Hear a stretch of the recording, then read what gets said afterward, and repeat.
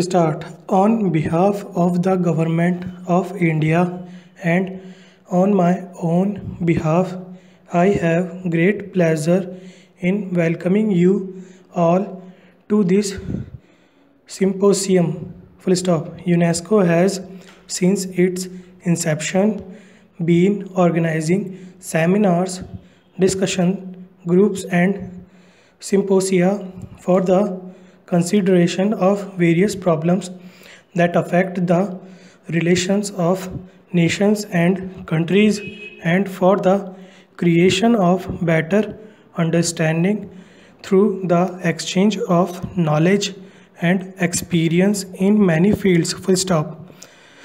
The symposium is concerned with an even more fundamental issue. Full stop. Today, philosophers of the East and the West have met to discuss the concept of man himself. Full stop. Who can deny that this issue is the basic one of the modern age, and on its satisfactory solution depends the future of man? Question mark. I am therefore especially have to welcome you here to this ancient land of philosophers and seers. Full stop. I earnestly hope that the spirit of India, with its long traditions of wisdom and spirituality, will inspire all your deliberations. Full stop. Paragraph change. In the last 6,000 years or more, the human being has traveled over a vast region from his early beginnings in primitive society. Full stop. This period has seen man overcome many hidden obstacles and meet the challenge of inanimate nature and the animate world. Full stop. In spite of all the vicissitudes which man has had to face during this period, there has on the whole been continuous and steady progress in wrestling from nature some of her greatest secrets. Full stop.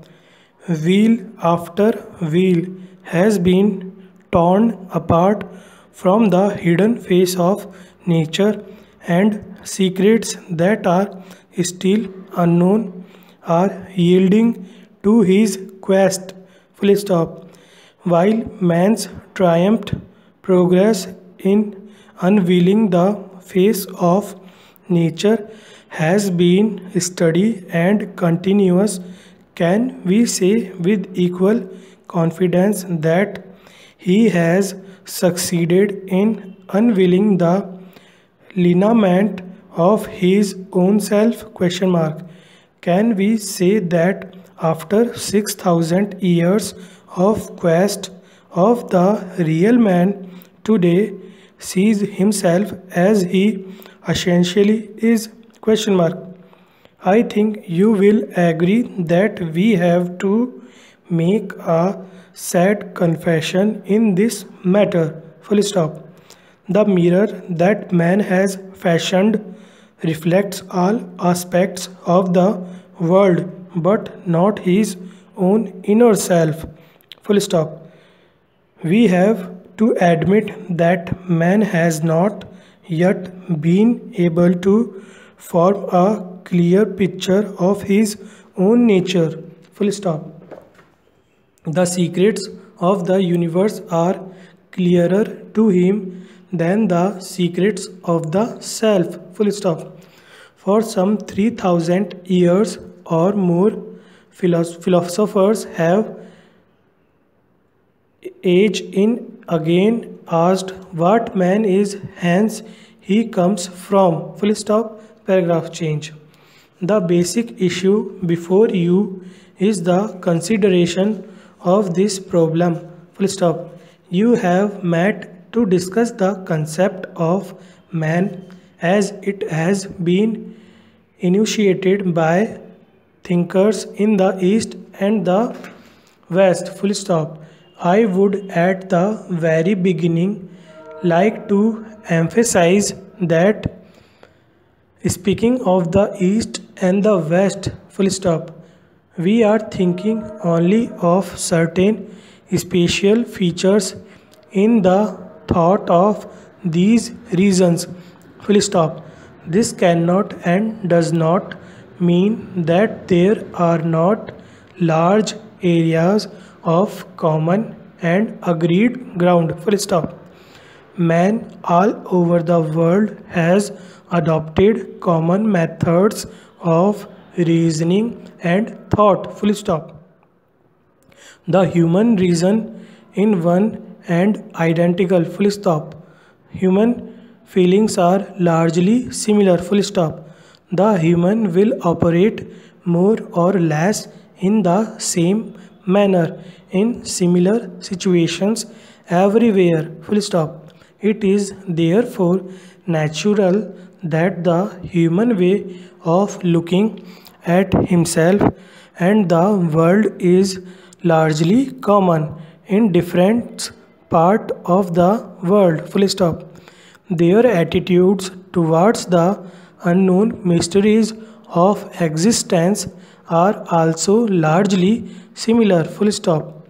The Greeks, who looked with admiration and awe upon the peaks of Olympus, shared the same feelings as the Indian who meditated in the valleys of the Himalayas and looked upon its eternal snow, full stop. In spite of large areas of agreement, human minds in different regions of the world have adopted a different approach to some of their common problems, full stop. Paragraph change. Even where the approach has not been different, there has been a tendency to place a different emphasis on the different aspects of common problems and common solutions, full stop. No two situations are exactly alike, full stop. It was inevitable that people in different regions should pay greater attention to different aspects of common problems, full stop. It is on account of such differences in emphasis that we describe a particular mode of thought as characteristic of a particular nation or region, full stop. It is from this point of view that I will try to formulate what are the differences that characterize the East from the West, full stop. I think you will all agree that even where the solutions, shade and color which justify us in calling some of the solutions Eastern and others Western, full stop.